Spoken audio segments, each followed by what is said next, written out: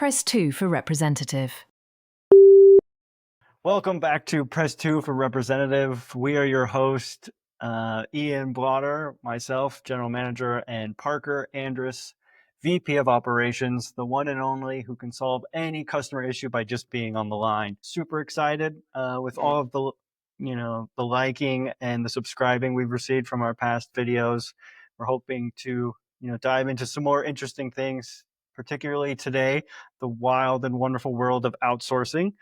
Yeah. We'll get into questions of, why are people so hesitant about outsourcing? Just sort of the whole world of what is outsourcing. What are your thoughts? Yeah, outsourcing is interesting. Obviously, we're in the outsourcing industry. Okay. If you think about it, really, outsourcing has been around for forever, and we outsource a lot more than we think. Dry cleaning is Oh, that's true. outsourcing, babysitting is outsourcing. Even a company technically is outsourcing work when they hire an employee because they have the skills that somebody else or someone within the company doesn't have. That's true. So, I mean, if you have the right mindset, everyday life is full of outsourcing scenarios.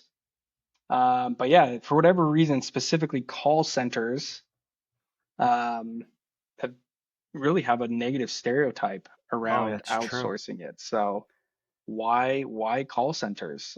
We can dig into that a little bit more. And while we get into it, you know what I think of what outsourcing is like? It's sort of like a bad ex. Oh boy, you another have. another analogy. Okay, Here a we bad like go. an ex-boyfriend or girlfriend. Yep. You had a really bad experience. You swear it off for the rest of your, I'm going to be by myself for a year. This is my me time. I'm going to focus on myself. Okay. I don't trust it. I can't do it. You have these trust issues just from Yeah. that one experience, and it's all driven by that one person. But really, you realize that the issue was just picking the wrong one. Once you pick the right person, it, Wow. happiness, everything works. You're trusting again. So I think that's really what it can Another be like. banger of an analogy, and well done. Well done. I like that. Yeah, I think that's right. And most people do have, I think, some sort of bad experience, or at least they know somebody. I mean, I think outsourcing, especially when people call into customer service lines and they hear that that person is likely not in the same country as them, there's a little bit of eye roll, a silent eye roll, or like oh great, like there's concern that the person's not going to be heard. And we've talked about this in previous episodes of how it's so important for just the customer to feel like they've been heard. Yeah. So exactly. And yeah, it's tricky. wild, like you mentioned, how often we outsource daily activities just in our personal lives. But yeah, when it comes to getting on the phone and talking to somebody, if you know it's outsourced, you roll those eyes. Yeah, I mean, eating out is outsourcing, right? I don't want to cook tonight, so we're going to eat out. So I'm going to outsource this to whoever, right? Yeah. Sorry, I cut you off. Go ahead. No, I was just going to say, I actually read something that was really interesting, that outsourcing was viewed negatively, like by 70%, more than 70% of the people that were surveyed, and another like 60% were in support of like a government ban towards outsourcing, which just mind blowing. Yeah, that is interesting. Was that a pretty recent, like, was that taken pretty recently, that survey? Do you know? I think so. I'd have to go back. Yeah, it was outsourcing statistics for 2025. So pretty recent survey. Yeah, and there's obviously from the customer standpoint, they don't love it when companies outsource. From a corporate standpoint, kind of the reason why companies don't want to, or they may choose to not outsource it, is because they feel like there's a loss of control, right? If you have everybody in your building, they report to you, then you have full transparency into the day-to-day and things like that. And people are really nervous to lose that insight and that control. Oh yeah. But especially nowadays, honestly, I think COVID changed that mentality, because so many people switched to work from home, where companies recognize, and again, there's certain companies that are bringing people back into the office, but companies realized, oh, actually, this is fine if the worker is remote. Like we're still getting the results that I need to see. And so I think that's opened up the doors and the mind to companies that, hey, actually outsourcing can probably work. Remote working is going to work. And then on top of that, you have cloud software where if you're going to outsource, whether it be on the other side of the world or within other side of the country or within your own city, with cloud-based software nowadays, the agent logs into this company's accounts, and then the person over customer service has full transparency. Like, is this person on the phone right now? Like, you don't need to be hovering over them and be like, okay, they're not on the phone. Like, you can actually just use the software now. So kind of interesting. Yeah. So you're saying, there's more openness towards outsourcing just because people are working online more, just in general. Yeah, I would say So, so. yeah, what would you say are some other concerns for, I mean, since there's that, what are some other concerns that people generally have towards outsourcing? Yeah, I mean, Why? well, we hear a lot of concerns when people like we reach out to people. We have call centers in the U.S. We Mhm. have call centers in Japan. We have call centers in the Philippines. And so one of the main things is people are concerned about, like, can the agent speak English? That's Yeah. one thing, especially if you're outsourcing to another country. Hey, I'm not sure if these people are going to communicate well with my customers. I think that's a major concern. I would say almost always companies, the reason that they outsource to another company, at least initially, is because of cost. Obviously, labor rates in the US are climbing more and more all the time, it seems like, and really globally, but still, you compare the labor rate in the US to that of the Philippines, of South America, of Jamaica, of Mhm. India, way less. But I mean, you kind of get what you pay for, in my opinion. Um, if a company's saying like, oh, we'll only charge you like $3 an hour, you're putting yourself at risk Mhm. for not the best quality, I think. So Yeah, sort of. probably that. Yeah, kind of diving into that more. Companies are doing it to cut costs, but Yeah, let's talk about the upside of it. The sort of strategic reasons to outsource and how to stay competitive. Because I mean, a big majority of companies outsource. I think, what was it? 50 to 70% of businesses outsource for cost saving reasons. So there's definitely sort of a strategic yeah, reason before it. Um, for and sure. I think staying competitive, as you outsource to these lower costs, it opens you up to be, more strategic on focusing on product development, Yeah, marketing, hiring yeah, domestically, just being able to put value back into your company when you're able to sort of outsource this cost to, yep. another company or another call center or another country even. Exactly. It certainly is strategic. And I'll be honest, like, there's situations where in-house is going to be better. Yeah. But yeah, I mean, we've talked about this before. People outsource payroll, they outsource like finances and stuff all the time. But for whatever reason, I think because it kind of went extreme, and maybe extreme is not the right word, but it went a lot further away, like across the Uh-huh. ocean for outsourcing for call centers, that people didn't love not speaking to, again, someone within their own country. But there's also a lot of success stories too, which is, I think, equally important, if not more important, to focus in on. Um, just to name a few from my notes is WhatsApp. WhatsApp started as a small team of about 30. They outsourced developers based in Russia to keep costs down, and eventually they were purchased by Facebook for 19 billion with a B. Big B. Incredible. And I guarantee you that they kind of credit those developers, the outsourcing in Russia, to their success and building the platform that it is today. Another one that's really cool, Slack. Slack is very popular. Yep. Everybody uses it. Slack outsourced app development as well as customer service and marketing. And Slack was acquired by Salesforce for 27 billion, again with a B, 2021. I was just listening to a podcast I saw on LinkedIn a week or so ago about a Utah company where this guy, he was doing $150,000 in revenue. Things weren't going super well. He decided to fire his in-house sales team and he outsourced it all to the Philippines. And he grew his revenue from $150,000 to $7 million within a year just by outsourcing. So there's tons of success stories where, again, like you said, just because you have a bad experience with one individual with like an X, it doesn't mean the rest of everybody else out there is going to be the exact same. It's finding the right fit that's compatible with you. So I appreciate that.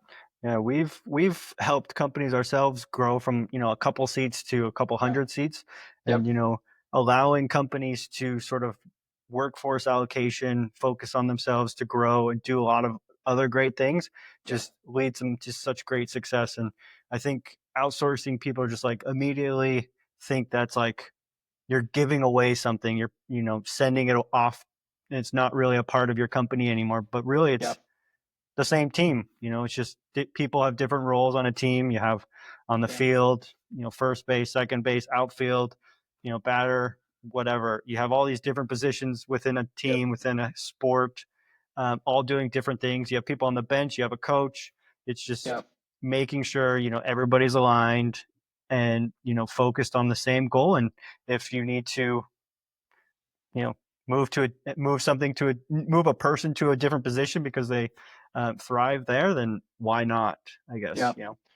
Yeah, it's I mean, I feel like most major corporations outsource at least their customer service. I mean, you call into any airline, the chance of you getting someone within the state or within the country is pretty low. Most banks, like you can tell pretty quickly. But I mean, just because I think the stigma against it is that you lose quality when you outsource outside of your country, right? Which in some cases that might happen, but in a lot of cases, quality is not sacrificed, and you're still walking away as a winner because you just cut your customer service costs in half by switching to an outsourcing partner. So pretty interesting to control doesn't equal effectiveness. Essentially, delegating to specialists can actually increase control, through better performance tracking. Sometimes these outsourced call centers, they've been doing it, for years. They have teams, they have, quality control, people that are specialized and focused on quality control every day. And so, going to them and depending on their expertise just can boost all of that quality that you think you're losing. I've recently I had someone, respond back to me and say that they care about American jobs. They don't want to outsource because of American jobs. And we've sort of already hit the nail here on, I think, a few of the points that we've said. But companies that grow are able to do more domestically, I would say. Again, this goes back to our last episode where the customer wants to feel heard, and cultural differences do exist. And oftentimes people won't feel understood if there are cultural differences. And so I mean, that's part of the reason we've opened up our office in Las Vegas, is because we want to provide what our customers want. We want to give them the option of, hey, if you want somebody here in the US, we have it available for you. We're happy to do that for you. So outsourcing is really interesting, and it's so interesting. Again, people are so much more open to certain things to outsource, but customer service, again, for a long time in call centers, because everybody has had a bad experience, that's where that stereotype gets enforced or reinforced rather. So kind of interesting, but interesting topic for sure. It's when I made the realization that people, and myself included, outsource way more than I realized. I was like, I outsource a ton. I mean, you could even view like grocery shopping as outsourcing because you're not growing the food, right? Yourself. And even now, grocery pickup, grocery delivery is becoming huge in the U.S. I don't think Uber. My wife mentioned she doesn't remember the last time she's been in a grocery store because she gets groceries delivered now. It's so easy. So easy. And I mean, I used to have a kid outsourcing's just taking over. Yeah, exactly. I don't want to sweat in the 115-degree Las Vegas weather. Let's make a Yeah. 14-year-old do it. Even though most people have turf, so There you go. There you go. Yeah. Well, should we move on to our win and fail of the week? yeah, I think that would be a great transition. You want me to go first? Should we start Yeah. with the fail? Yeah, let's go with the fail. We'll go with the fail. So I found this one. This one was actually pretty interesting. So this lady was on Amazon and she ordered 3 cartons of toilet paper. And I guess it was like $30 per carton. So her order came to $90. But for whatever reason, there was a shipping charge tagged on for $7,000. And she That's got charged. So expensive. a shipping charge for $7,000. She didn't realize it until after the fact, and the toilet paper arrived safely. So she reached out to Amazon. She's like, "You need to reimburse this. I got charged $7,000 for shipping." Yeah, she contacted support. She even went as far as writing a letter to Jeff Bezos, and essentially they were just like, "Sorry, like we fulfilled. The pricing was all there. You got your product. You got what you were paid for. This was all outlined." And they were kind of just refusing to hear her. Huge fail. But as with most of these stories that go viral, um, she contacted like a local news station, picked up the story, got some momentum, and because of that momentum, Amazon was like, "All right, fine, we don't want to have all of this bad publicity. Where we will reimburse you for the $7,000." It was about 3 months later, which it's kind of crazy that it took that long. But $7,000 for toilet paper. yeah, can you imagine? No. That's so much money. Every I mean, time maybe she could have turned it around for a profit during COVID when there was all the toilet paper rushes. Who knows? That's true. Who knows? But Yeah. nonetheless, And I, would be probably super stingy with my toilet paper and not have a square to spare, as Elaine used to say. And shout out Elaine Bennis. Not a square to spare. Yeah. All right. Well, thank you for that fail. That Hey, gets it us. was my pleasure. Happy to do it.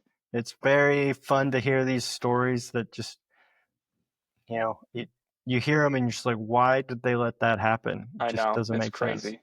It is crazy. Whereas here, my story today actually goes back, I think, to the 1970s with Nordstrom. Oh, wow.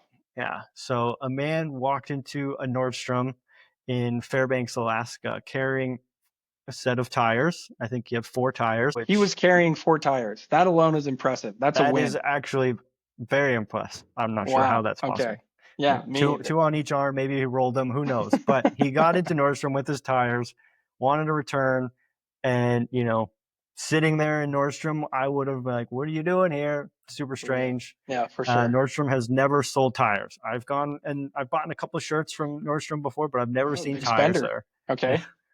But this particular store in Alaska actually recently took over the lease of a tire company, a tire store that was there, Northern Commercial, which had previously operated in that same building. The customer was unaware of this change, obviously, but he came in expecting his return and refund in that same place. So Nordstrom, the employee there, rather than argue, turn him away, was like, "Hey, yeah, I can help you." Accepted the return, gave him a refund. Crazy. No questions asked. So pretty wild that I don't recommend you try this at any Nordstrom, trying to return your tires, but the employees there show that they care about the customer, they understand, and they make judgments based on the situation. And this very scenario sort of created a mythos at Nordstrom. It sort of became a part of Nordstrom's service culture, obviously, a standard of putting customer satisfaction above the rigid policy. And we talked a lot about this last week. Policy the flexibility. Versus customer always right. So yeah, very interesting. Nordstrom never really officially confirmed every detail, but the chairman once said that we can't verify every detail, but it absolutely embodies our philosophy: take care of the customer no matter what. So I think that's super and powerful. Just they didn't have to do that. They didn't have to return these tires. They could have said, "Sorry, the tire shop moved, but here's the new location." It's like they helped them out, which I'm sure was super helpful when you're carrying 4 tires. No kidding. Well, you want to put them down somewhere. Yeah, I'd be ticked carrying 4 tires in just to be told like, hey, sorry, you're at the wrong place, buddy. That's a win. It wasn't about the tires. It's just about helping the customer. Helping the customer. Well, hopefully he returned the favor by developing some sort of loyalty to Nordstrom. Yeah, hopefully. Because I think so. Yeah, hopefully there was some kind of, other than the great publicity and story, there was some kind of return. Sweet. I think we mentioned this in our last episode as well, but if any of you have a win or a fail, we'd love to hear from you. If you're watching on YouTube, feel free to put it in a comment. I'd be happy to share it. They're everywhere. There are wins and fails all over the place. All over the place. There's even funny ones. Just a quick one, just a funny little, it's not customer, I guess it is customer service, but I went and ordered a salad last night. From a place called Cafe Rio, pretty good Mexican restaurant, fast food chain. I ordered a salad. They asked me what I wanted, and I told them. And then their last question was, "Did you want lettuce on this?" Which is just kind of funny. Like these little customer service interactions. Like, well, yeah, it's a salad. I would hope that there was lettuce included with this. So, good times. Yeah, brought a smile on my face. They make sure you have a good salad. I know, right? So happy for you. Thanks, man. Yeah. Well, there's great stories. Love to hear more. We have a super exciting topic for our next podcast. I think we're kind of getting into sort of the AI and how they play in this space. So everybody's probably wondering and has a lot of questions, but we'll be talking about that. Hopefully dive into some answers and explore that whole world with you. See you next time. See you next time. This is Press 2 for Representative. Have a good one. Bye-bye.